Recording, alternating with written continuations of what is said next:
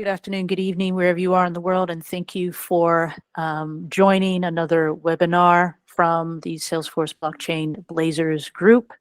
In this session, we will be powering up Salesforce with crypto payments with our special guest, MuKn, Mutual Knowledge Systems.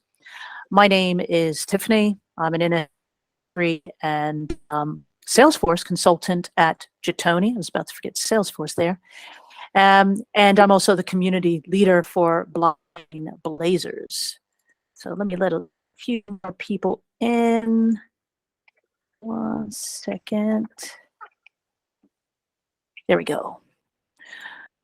Okay, so who are Blockchain Blazers? So for those of you who are joining for the first time, Blockchain Blazers is the Salesforce Trailblazer community group. And the aim of this group is to collaborate, educate, empower, and share the knowledge of the recently announced Salesforce Web3 functionality, and also in the world of blockchain and Web3 itself. So one of the aims as well is to grow into a global community of Salesforce Web3 experts in order to harness the power of the platform, the functionality, and deliver innovative projects to existing and new Salesforce customers. Session, I'll give you a brief overview on Web3 payments. After that, I'll hand it over to my guests, MuKn, Alex and Alexander. They will take you through how the Web3 Enabler works, covering some important topics such as peer-to-peer versus centralized payments, as well as some hot topics of compliance and regulation. Also, they'll take us through a demo. Following that, we'll open it up to Q&A. And then at the end, then it's POAP time. So for those of you who aren't familiar with POAPs, these are a type of NFTs that I gift all the attendees on our Blockchain Blazer webinars, special unique ones that at some point, and I'm hoping, fingers crossed, we'll be able to tokenize those in order for you all to cash them in and get some goodies. So fingers crossed on that, I'll keep you posted. Right, okay, so the basic overview on Web3 payments. So I'd like to break it down into components here. And Alexander, if you want to chip in throughout this, feel free. So let's look at Web3. So if we look at where we are today, we are in Web 2. So this is a place where companies, platforms such as Google, Microsoft, all sorts control your data and transactions, or interactions, sorry. And Web3 aims to change that by creating a more open and user-friendly internet. So think of it as a digital world where you have more control over your data and your online and identity. So if you look at the diagram on the right-hand side, it kind of gives you an idea here. Web 1, for those of you who were around at that time, including me, you'll remember that this is this was the read period. We had Yahoo was the main browser back then, Internet Explorer, Netscape. Oh gosh, Netscape. I remember CompuServe, AOL, when you had to, they had CDs on a disc. You'd buy a magazine to get on the internet. That was back in the day. I will point out that while I did use the Mac Classic and Mac SE that you have pictured there, that was slightly before the internet. But not by much. That's going back some time. Right? So yeah, indeed. So from Web 1, we've migrated over to Web 2. So it is more of a read and write experience. So you've got some examples there of Facebook, YouTube, and WordPress there. And now we're moving into Web 3. So it's still read and write, but now it's the own part of it now. So as it says in that diagram there, the Web3 will give people property rights, the ability to own a piece of the internet. So an example of owning, there is a provider called Unstoppable Domains, where you can purchase your own decentralized website, so to speak. So for those of you who've bought domains in the past, you'd have to register them, I think via ICANN or through your hosting provider, where you would pay a fee, annual fee or monthly fee, however that works. And basically, although you've paid for that domain, it's still not yours. And anyone at any time could take your platform or take your internet, your domain name away from you if you're breaching certain rights. In terms of decentralized websites, well, that's your own. You pay for it once and you never pay it again. And your domain is, the credentials are stored on your digital wallet. So that's one component of it. Let's go into the next one, which is crypto payments. Now, most of you may be familiar with crypto. So instead of using traditional money like dollars and euros, we call those fiat currencies. So Web3 involves using cryptocurrencies as a means of exchange. So they are digital and they're virtual, and they use cryptography for security. There's a few examples on the right-hand side there: Bitcoin, Dash, Ethereum, Monero, Ripple. Some of you may or may not be familiar with them. So they also allow you to send and receive money over the internet, just like you would normally do with a payment, but with some unique features, depending on the actual token there or the coin. Another component I'd like to cover is decentralization. So unlike traditional banks, payment processes, the Web3 crypto payments are not controlled by a central authority. So they're on the blockchain technology, which is decentralized anyway, and has a secure digital ledger. So that means transactions are verified and recorded by a network of computers or nodes rather than a single entity. So again, if we look at that diagram on the right-hand side, you could see the traditional finance is the first example. So with traditional finance, you have a centralized intermediary. The process of batch clearing and settlement can be timely. So we all have transferred money to other people or to other organization. It takes 2 or 3 days to get there, sometimes longer. Also, we incur either a fee, which could be quite high, and the infrastructure itself is costly. Whereas we look at the decentralized finance on the blockchain protocol, there are no intermediaries. They're not required. Therefore, there's faster processing and management, and that also reduces the fees and reduces the infrastructure costs there. Next one here is user control. So I mentioned with Web3, it's about owning a piece of the internet, taking ownership of your digital identity and your data. So in Web3, again, you have more control over your financial transactions. You own the private keys, which are like the digital keys to your wallet. And it gives you the power to make payments, manage your funds, maintain your privacy without, again, relying on intermediaries. And the last one I wanted to cover was in terms of global and borderless payments. So these crypto payments can be used globally without the need for the currency conversion or dealing with international banks. So this will make cross-border transactions faster and potentially more cost-effective. Prime example is between UK and Europe, United Kingdom and Europe, when UK left the European Union during Brexit. Of course, the cross-border fees just kicked in, and many people, including myself, are slapped with a big fee for sending money cross-border. So with Web3, obviously that will make those transactions cost-effective. And you see the judge in the middle of the slide there, and Web3 payments may be subject to regulation. Let's not forget that. So Web3 Enabler, blockchain and Web3 payment data on Salesforce. I think that was a really fantastic overview of the evolution. There's definitely a bit of memory lane, particularly when you talk domains in the early internet days. You glossed over the part where transferring a domain name involved emailing a company and sending it via fax. So that was how far back that world went. Wow. But yeah. It's really it's really exciting how far things have come in not that many calendar years. So mutual knowledge is a, we call ourselves a studio. We've got a variety of Web3 entrepreneurs, blockchain researchers, AI specialists that have kind of come together, and we work on projects collectively and separately. This one, Web3 Enabler, is kind of my baby. Alexander Smart, who's also on here, organizes and runs the crew. He's the CEO at Mutual Knowledge, and he's also one of the people here that really, he works the Web3 Enabler, particularly compliance agreements and logic. So a little background on Web3 Enabler.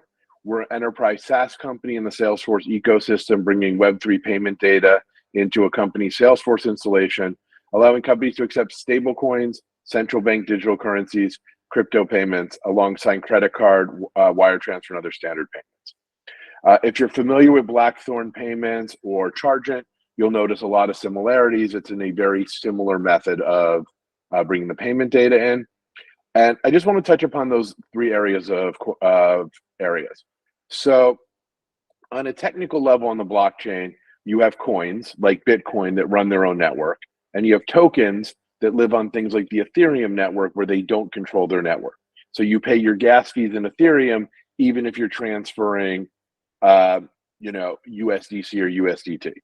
So those things are collectively called stable coins, which are basically an attempt to create a digital representation of a fiat currency. And they maintain their backing with financial instruments and usually maintain some redemption system. Central bank digital currencies are not a cryptocurrency because their value doesn't exist on the blockchain, but they're represented as a token or a coin on the blockchain. But what they really are is digital money issued by an existing central bank. I think the European Central Bank or the US Fed. From a technical point of view, they're just an ERC20 token, but from a legal and financial instrument, they're a little different. And then cryptocurrency payments is where we think of currencies that don't have a fiat equivalent. I'm sending a payment in XRP or Bitcoin or ETH, right, where the value floats against fiat at will, but it's all sent on the blockchain. And this is really relevant because where we've really aimed to be is a company's first foray into Web3 payments, which is why we're very focused on stablecoins. So myself, I'm the Mutual Knowledge Chief Product Officer, got 20 years in tech and business, 5 years in the Salesforce ecosystem. I built and sold 2 businesses in the Web 1 era, and I've had a variety of C-level experience. I did my MBA at Duke and my computer science degree at MIT. And I think it's important to volunteer in the community. And I'm actually the Scoutmaster in Troop 18. That was one of the first things that Alexander and I met. So I'll let him introduce himself next.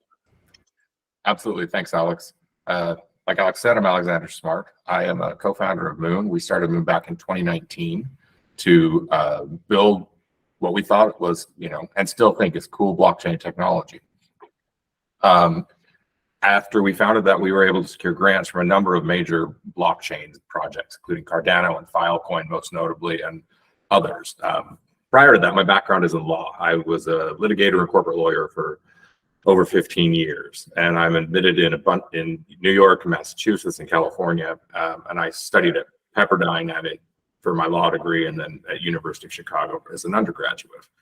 And I mostly leave my Eagle Scout off my resume these days, but in the context of our troop leader here, I feel like I have to include it. So here we are.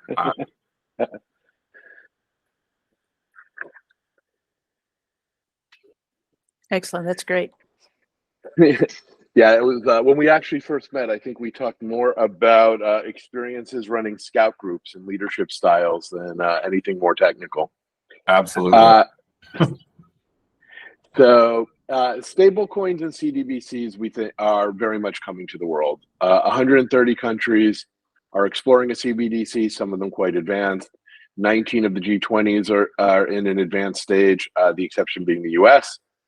And stable coins are projected to hit 2.8 trillion in 5 years. They're currently 125 billion. So at 125 billion, major corporations can ignore them. At 2.8 trillion, people have to pay attention.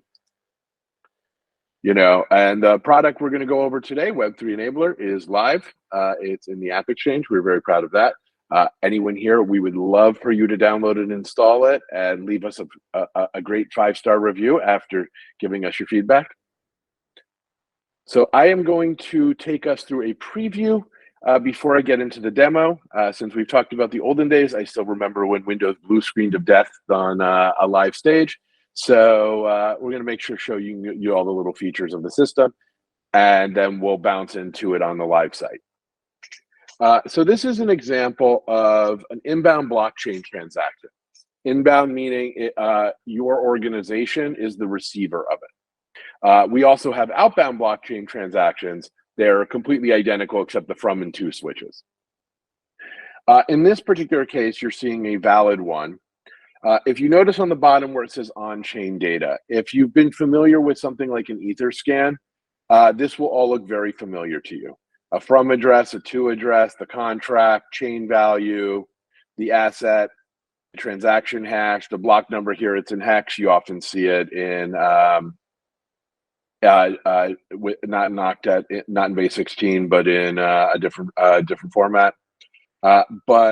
And the transaction detail is a link right to the Block Explorer. So that data is brought over by the integration user on the Salesforce side from our centralized connecting app. And that data should be immutable on your system. The data at the top is the economic reality. So the account wallet that it came from, if we have a match, the org wallet that it's coming to, and in our nomenclature, account wallet belongs to an external account. It's really, it has a lookup to the account object, and an org wallet does not because it's presumed to belong to the company. The network here is Ethereum because it's on ETH mainnet. If instead it had come in on Optimism or a test network, if it was on a test network, then the network would be blank and the test transaction checkbox would be checked. And that's to make sure we don't assign any value to test transactions. The asset quantity, asset token, and transaction value, while they look similar to down below, on a technical level, they're a little different. The USDC in the chain asset is just the string. The asset token is a Salesforce object representing that token, and it was only there because we passed validation. And we'll get into that a little later, but one of the things that we want to make certain of is that somebody doesn't pass off a fake coin or token and your sales reps or customer service reps or finance reps assume it's real. So you see here it says transaction recorded. There'd be an error message in system notes if it didn't match, and the asset quantity, token, and network would be blank and transaction value. So as we said, we have this concept of an org wallet. So it has a name, a checkbox indicating whether it accepts test networks, the address, a payment URL, and here you see, that it is the lookup value on inbound blockchain transactions. And that QR payment links to our internal processing server that is hosted at Heroku and shows it as a QR code. On the account wallet, you'll notice it's very similar. Not a whole lot different, only it's linked to an account, wallet address, and the payment URL. This is an example of a connection string. As you may be aware, the most common problems people run into in the world of blockchain transactions is sending to invalid addresses. So one of the things we do is we use a system called Sign In with Ethereum, which I'll be demoing in the demo section, to connect to someone's wallet. And then when they hit that blue save wallet address, we update it into the Salesforce org. So that helps protect us from invalid wallets. That's an Ethereum specific functionality at this point. The Bitcoin version that is coming out soon, you do have to copy and paste the address because there is no equivalent technology on Bitcoin. Here's an example of the default asset tokens. So you can see here that we have a stable coin set up like the digital yen, Euroc, although I think they got rid of the O earlier this week. And then, Tether and, Circle, you might see PayPal in there. We were very proud that within 48 hours of them announcing it, We had it submitted to the app exchange to be updated to support the PayPal coin in 24, and within 48 hours, we were live on the app exchange. Here's a little zoom in on a Circle coin. You'll notice here that it's some basic information. Our system is in fact multi-currency aware. So if you were in a multi-currency org, this would be mapped to $1, and you could have a Euroc linked to, €1. In a US-based system, you can make it say a USDC is $1 and a European coin is 90 cents, or whatever your business practices are. But in practice, you're really only going to take the stable coin for the currencies you're already working in. And you see here that native coin is blank because, again, this is a token. On the right, we have token contracts because to verify that it is in fact a legitimate Circle issued USDC, we check that the contract representing the token matches for the network. Here's an example of a coin. So there you see it's USDC's Ethereum contract from Circle. The contract address, this is published by Circle, and the detail lets you look it up on Ethereum. Here's an example of a native coin. Ethereum, you see that the asset is ETH. I picked the conversion rate there. There's information. You see that it is a network native coin on Ethereum, and you see that there are no token contracts. And that's because when you're an actual coin, there's no contract defining you. You're the native coin of that network. Where this would get interesting is if you wanted to support something like wrapped Ethereum, which we're not really messing with because we think that will confuse people. But wrapped Ethereum would be a native coin on the Ethereum network, but a contract on the Polygon network, things like that. So it's all technically possible. Our goal here is to take all this complexity and hide it.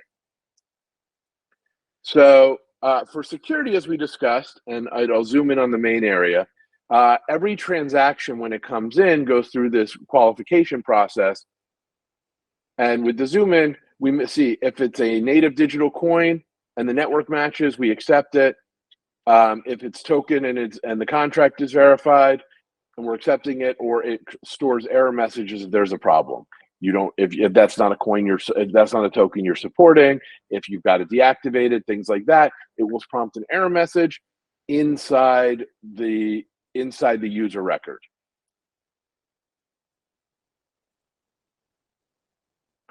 So our roadmap, we currently, our version that is live supports Ethereum, Optimism, Polygon, and Arbitrum.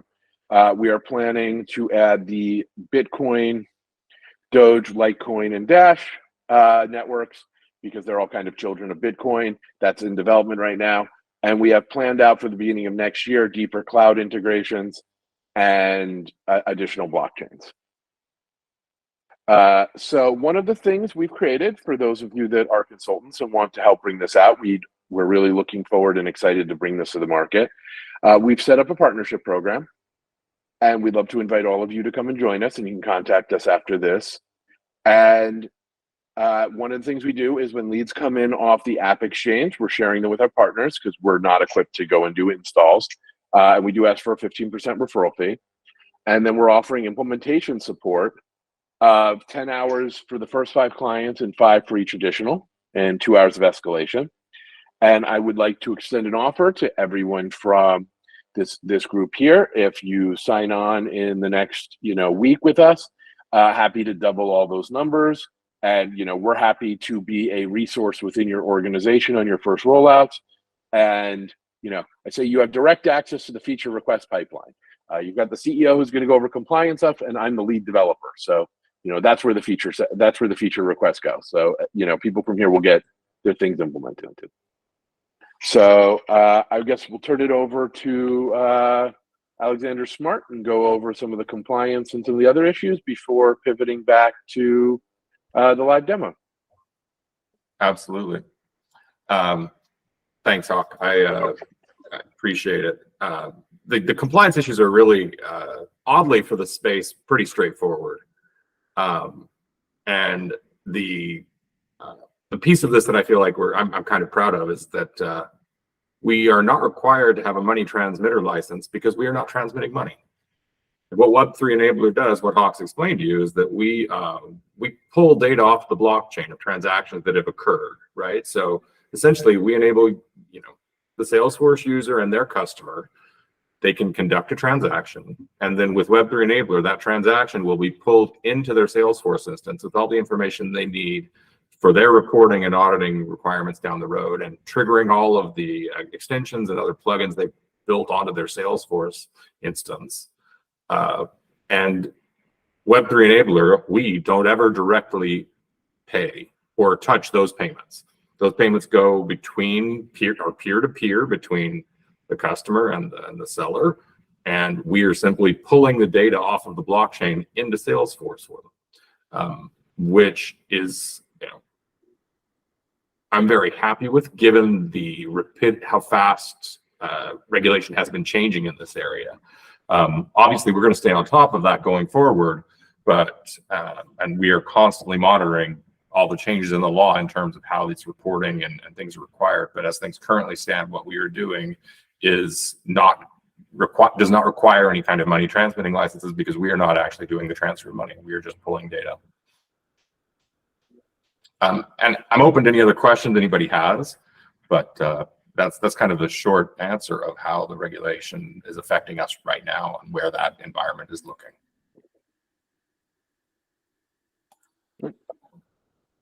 I have a question for you, Alexander. So when you're pulling that information from the blockchain and transferring, feeding that through to Salesforce, are you capturing any element of that data, or you're just kind of like the postman delivering one letter to the, to the destination? Are you keeping any of that data, or are you just passing it through, feeding it through from blockchain to Salesforce? We are currently just feeding it through. Okay. Like, we are not capturing any of that, and I don't think we have any intention in the near term to do anything different. The idea is, like, we are at our roots a blockchain and Web3 company, and so we believe in decentralization. Your data should be your own, and we're not interested in that piece or that direction. Super, thanks. Yeah. Yeah, it's funny. In one of the earlier developments, that whole validation contract flow actually lived inside our translation layer, and I wasn't pushing things through without validating them. And I got well chastised by our much more Web3 native side of the company to not be doing that inside of a centralized authority and to move that out to the org. So very proud that the only thing that lives inside of our database is the list of wallets we're monitoring and which networks we're monitoring them on. And the only thing we use that for is if you say spin up a sandbox, you have to hit the reconnect button so we know to notify your sandbox as well of the same address. So yeah, we don't, I mean, obviously all your transactions are public on the blockchain, but nothing is stored in our system beyond there's a Salesforce record reflecting this wallet address. And that was, in fact, the bare minimum I was, I do have to keep enough data to, monitor the transactions. But we wanted to respect privacy as much as possible, because it's an important part of the Web3 ethos. That's great, because that's a good thing for financial institutions as well, that data privacy, financial transactions is very important to them. So they always ask that question. Hence why I wanted to ask you guys. So that's good to know that. Thank you. Yeah, if you subpoenaed us for a copy of the records, we would have nothing to produce. That's right. Right. So, and that's very intentional. We don't want to get pulled into anyone's financial audit issues or anything like that. One of the things we are very proud of is we turn the transactions much more normal. If you're familiar with blockchain data, particularly more in the Bitcoin realm, the transactions that will come off the network will be a hodgepodge of inbound and outbound addresses. And while we will mirror that information into Salesforce for the purpose of being able to look things up and auditability, we turn it into a wallet-to-wallet transfer. Even though the UTXO style of Bitcoin doesn't support that, it's not account-based, we reaggregate them as a virtual account inside of Web3 Enabler. And that, that's been one of the challenges with getting the UI right for Bitcoin, is to make sure that, the Bitcoin maxis will see something that seems legitimate to them. But if you're accepting Bitcoin payments for services rendered inside your CRM, and you're expecting to send a report every day to the accounting department of all the transactions that came in, if you sent one listing 400 different UTXO addresses, each with a tenth of a Bitcoin, I think your experiment into accepting Bitcoins would be over very quickly. But I think if it instead showed that, Jim's bait shop sent you 1 Bitcoin to pay for 3 months rent, and that it showed up in the company ledger wallet, and someone in the accounting department who knows how to use the ledger wallet can say, yes, I do see that transaction in there, then that really means we've done our goal. Like, our goal here is to make this palatable to corporations and to look very comfortably to a normal corporate finance department. Yeah, I have one more question, because I didn't find it crystal clear. What is the exact difference between your plugin, and if I can call it that way, and the license of Web3 Connect? Because it's actually about crypto as well, right? So Web3 Connect does not involve itself in the payments themselves. So one of the things we are adding is the ability that when you connect a wallet in Web3 Connect, mirror and pull it. If you have Web3 Connect and Web3 Enabler, we want you to be able to create the wallet once and connect it. Web3 Connect is much more focused on the customer-centric side of it, not on the payment side of it.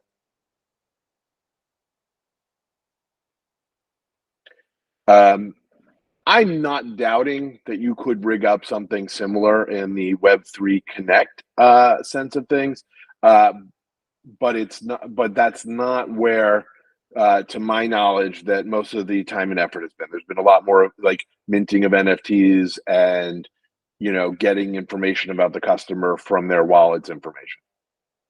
Yeah. Okay.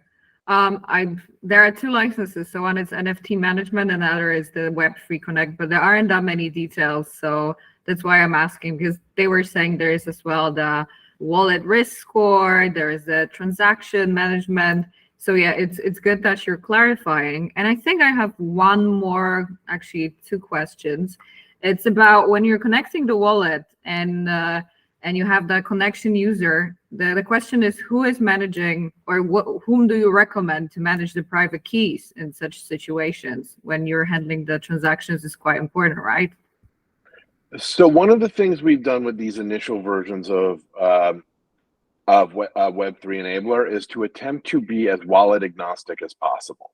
So one of the things I'll show in the demo is that we believe the best practice is the company's wallet should be maintained somewhere in the accounting and finance department, similar to how you handle your banks, right? We don't think that Salesforce should inherently have access to your wallet, although we see scenarios down the road that we may want to support that. But really, so our recommendation is to use a corporate-friendly wallet, because one of the things that we often say in crypto is not your keys, not your coins, which is a true statement. But we think it's very important to remember these are the company's coins, so it needs to be the company's key and not really held on someone's personal cell phone. So I believe Ledger is one of the most powerful ones, and it really, and there are some that use, smart contracts and multi-sig, and it really depends on what your company's policy is, right, and how many transactions you're doing. If you are using this as much more of a novelty, or you're using it to handle the use cases we really think are most pressing in this beginning, is going to be sales from Europe and the US to the global south, particularly countries like Argentina that have hyperinflation issues, or Brazil that has capital controls. We think that the use of stable coins for their purchases will dramatically simplify business transactions, and that's really the initial use case we think is important here. Okay, interesting. And could you develop on the Ledger wallet? I'm very curious on that one, because I have physical Ledger wallet, and I cannot imagine an entire organization confirming the purchases on a Ledger wallet? Like, how would you? So what you would presumably do in that case, and that's what we think is important, is you would have all your sales being confirmed inside of our integration into Salesforce, triggering any downstream integrations. If you send out an introduction to the project manager, or if you send a notification to the warehouse to fulfill, or whatever your process really is there, we think that you could trigger that safely off Web3 Enabler sending the data, and whoever is maintaining your physical cash, it's a treasury operation. If I've received 150,000 in Circle today, USDC in the company wallet, and our company policy is to keep 30,000, then I'm going to send 120,000 Circle USDC to our Circle wallet and then ACH it back to our company bank account. So all of those cash transactions we think are best handled in the accounting and finance department the same way they are right now. And what our goal is, we think, I am not an accountant, but we would think you would want to audit transactions, not necessarily verify each and every single one. You could pull a report out of Web3 Enabler and Salesforce and import that directly into the company GL, and you should be able to verify a variety of the transactions. And once you're comfortable with them, you should be able to close out your month. And if I can chime in here, one of the things we think is valuable about doing things this way is that Web3 technology, especially the user experience, has a very steep learning curve for a lot of people. And we think that if you're going to try to roll this technology out to a large organization, that's an enormous cost in training and a huge risk while you're doing that. And we don't think it's necessary. We think most of this stuff can and should happen under the hood, where most of your users aren't given the kind of access to actually hurt you through your wallet.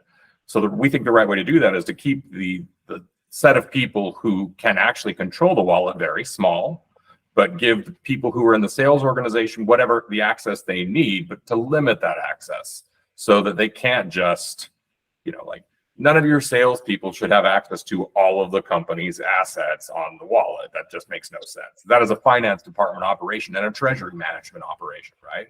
But they need to be able to have an address to receive assets to. They need to be able to get that to the customers. They need to be able to close their sales.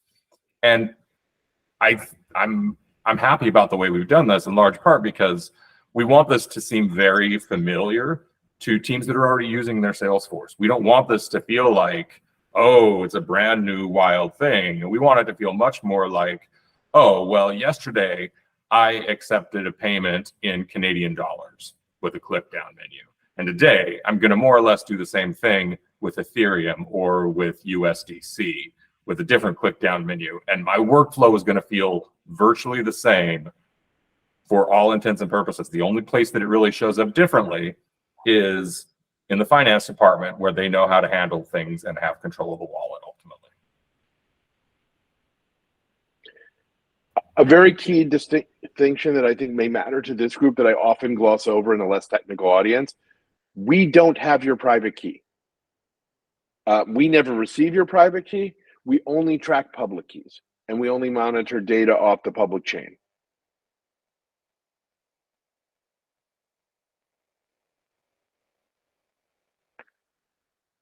So I'm going to walk through on our live demo, and I'm going to end up probably popping between a few screens because I have some in various different levels of installation for this demo. So Web3 Enabler setup, you see some of this very basic information, the organization, org ID. This sort of information will be getting hidden in the next major release.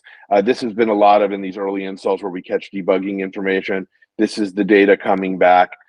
This little API key, this is the one at the top is the version in your org. The one at the bottom is the one pulled back from our server.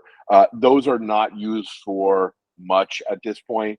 There are a few headless transactions resolving. Basically, if you stop monitoring a wallet, it notifies our monitoring server. We use that API key to make sure that nobody can do a man-in-the-middle attack and turn off your monitoring for you, right? Because they need to have that API key. But this is not the none of this touches money. None of it. You can't use that API key to do anything on our system. You can't go and put funny transactions in or anything. Literally, the only thing you can do is say, stop monitoring, or this is a sandbox install reconnect. That's the only thing that's used for. So I wanted to clarify. But this shows all of our integration information, making sure everything's talking. So this is on our QA server. So these are all standard Salesforce objects. As we saw before, we have that company treasury wallet, and this is the live org. And here you have that QR payment URL. Now, one of the things, I wouldn't even think any of your sales reps know how to use this. My thought on that URL that shows up is you would embed this on your invoice or whatever you're doing that generates a PDF, or you would send it directly to the opportunity contact. You know, our expectation is based on your business workflow and your client's business workflow, these things get all hidden behind screen flows. But, you know, it is the raw URL is exposed. You know, on the account wallet, we have the same thing. So here we have a blank one that's set up that was just created for testing earlier today. And I'm going to show this connection.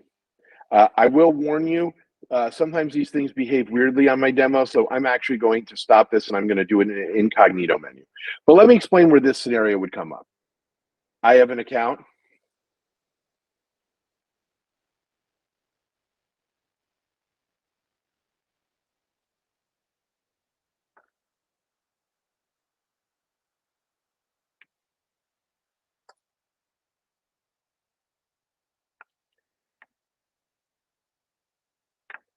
And my customer is going to want to use an account wallet.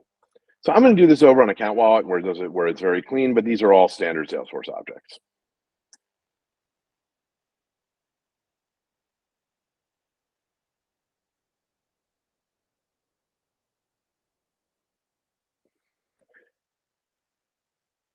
So I'm going to attempt to switch my screen over to this incognito window. And so what we would actually do in one of the things that is kind of our vision here is that link would be sent to your client, right? So in this case, I'm going to share it out here. But in reality, we would normally text that link over and someone would view it on their screen. So Tiffany, if you'd like to use your wallet, look, I'm not touching my screen, to go and scan for Wallet Connect. Okay, now let's see. My wallet is on the This is where you're going to see here. we didn't prep this ahead of time, right? Oh, yeah. okay. No problem. What I'm going to do I have is it in my browser. No problem. What I'm going to do is I'm going to take this exact link and I'm going to put it right in the chat. Okay, that's good. Are we using the or for this one? That cut out. What did you ask?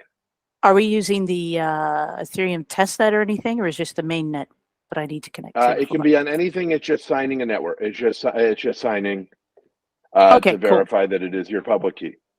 Okay, so let me take that in the chat. Well, now I'm nervous because now I can't see what's going on, right? So, okay, let's do that.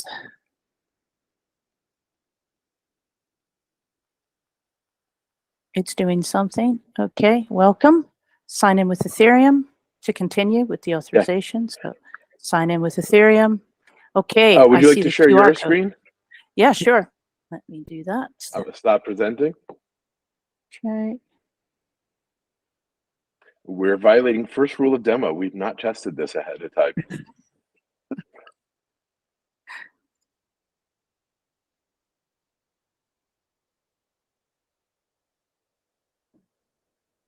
Okay. And not only do we not get your private key, but you use Wallet Connect and send a message to, we're using sign in with Ethereum. So we're getting an extra level of protection there.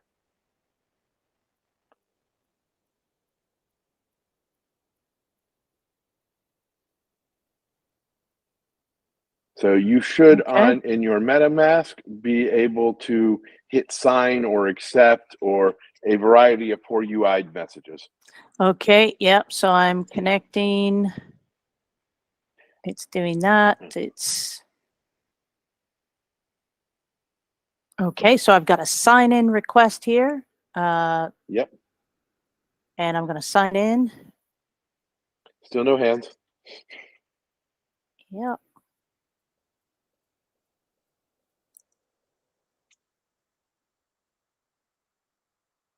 There we go. Right. So that's it. So I save wallet address here. Yep.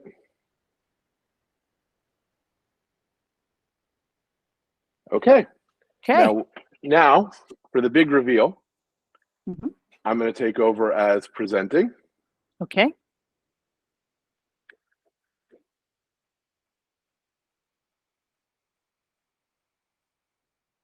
And now that the wallet is here, remember where it previously said connect, I'm going to hit refresh. And there's your wallet address. Here we go. Ending small e, capital A5. That is correct. Now that was Right. very seamless. Thank you. So that is, essentially, and we can go and send payments back and forth. I'm going to enable test transactions on here. And what I'm going to do, let me see which org wallets do I have set up on here. Let me see which one is that.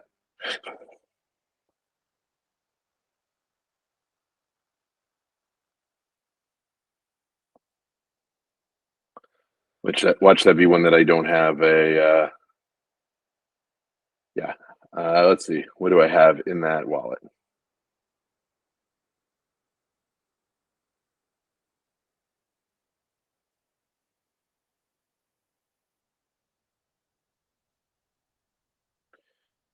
So,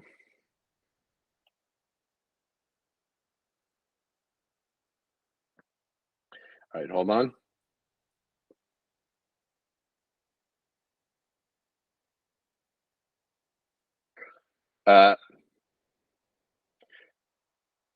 Alex, make sure we remember to properly load this this wallet next time. So I am right here on my MetaMask wallet. I'm going to go and pop this payment address. No, that's mine. I'm going to go back to your account wallet. Okay. And I'm going to pop over here where I'm going to scan this. I've got the Sepolia test network on this wallet. So so you may not be able to see it so cleanly in your wallet. Mhm. If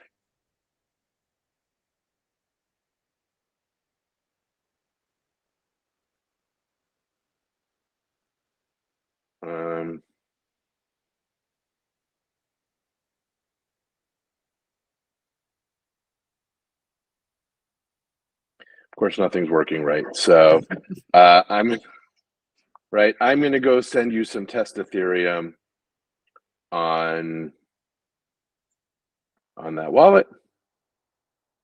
I'm going to go and send.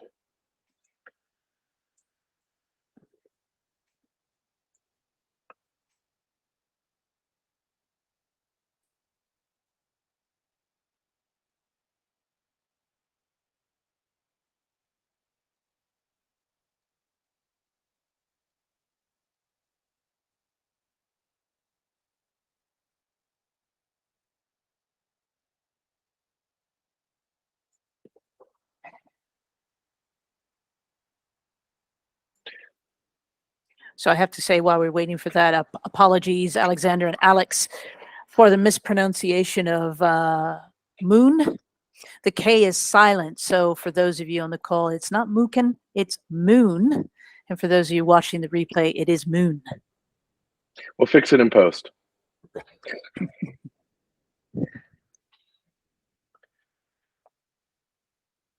So I am having problems with the test network, and let's go see if.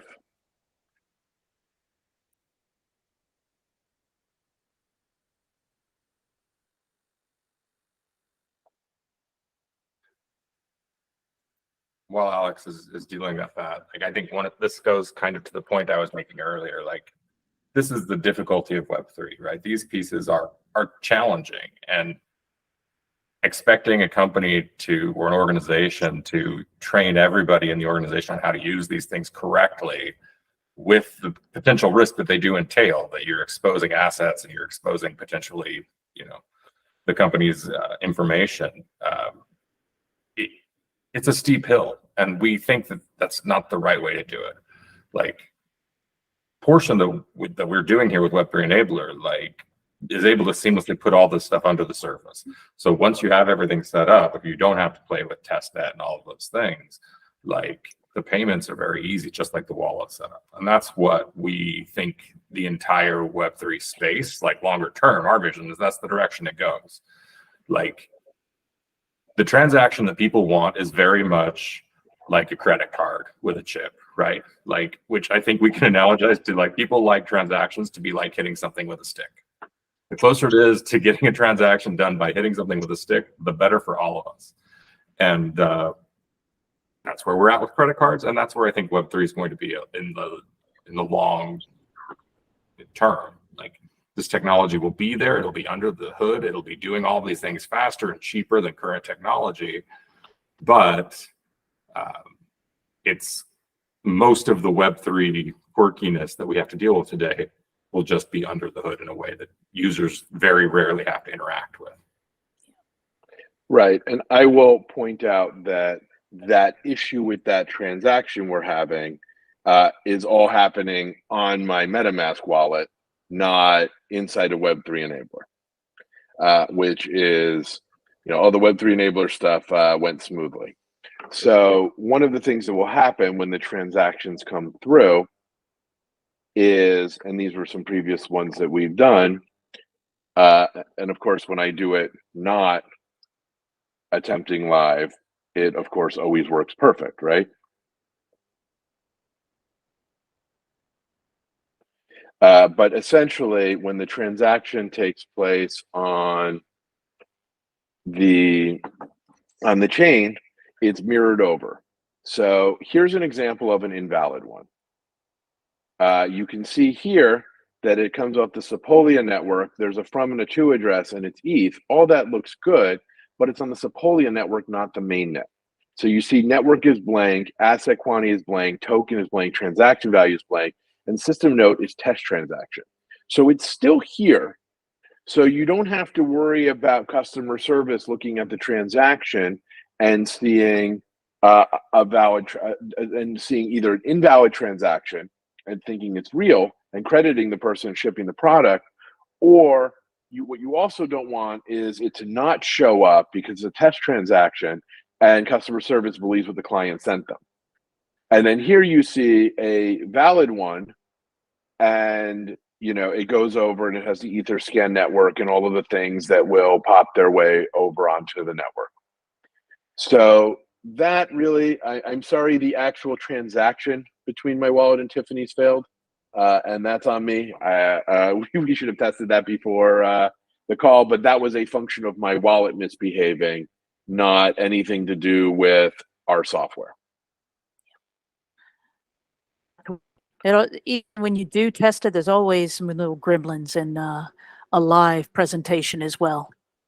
But yes, which is why I normally, for this group, I thought it was okay to use a plan from the audience. Normally, I have 2 wallets ready to go on mine, all set, exactly where we want to go. No, that's great. Appreciate that. So but I guess we're out of time. But that's really the main crux of it, is these things like these payment URLs off the org wallet. This is just normal Salesforce data, right? You can, everything that you'd want to automate in here is all the real data lives exactly within your Salesforce org. So if you want to stick the payment if you want to say that whenever you send out an invoice, if their account has an account wallet, include the QR code for your company payments, you can do that right now today. And that's really what I think is really exciting for the world of blockchain on here. Is you can have that, it goes right on their invoice. When the payment occurs, it shows up. You can have a notification going to, whenever an inbound transaction comes in, you can have your normal Salesforce automation. Send a notice to the sales rep that's the account owner. Send it to the opportunity. Write rules to map it to the opportunity. Write rules to, if your policy is pay commissions when 25% is paid, or when 50% or 100% is paid, you can do that right now with Web3 Enabler, because you can apply the payment and they are a standard Salesforce operation. That's good stuff. That's good stuff. And thank you, Alexander. Sadly, we're out of time. For those of you who are interested, you've seen the details that Alex and Alexander have shared in MuKn. If you're interested in being an affiliate program part of that, please reach out to them. I'd like to thank you for that. I'm going to stop recording now. We're going to move on to Q&A as well as the POAP. So there we go. Just before I stop recording, those are the details once again. So please reach out to Alex or Alexander to know more, or visit the MuKn website. And thank you very much, Tiffany. We really appreciate the opportunity to be here today and present to you guys. Thank you for being my guest.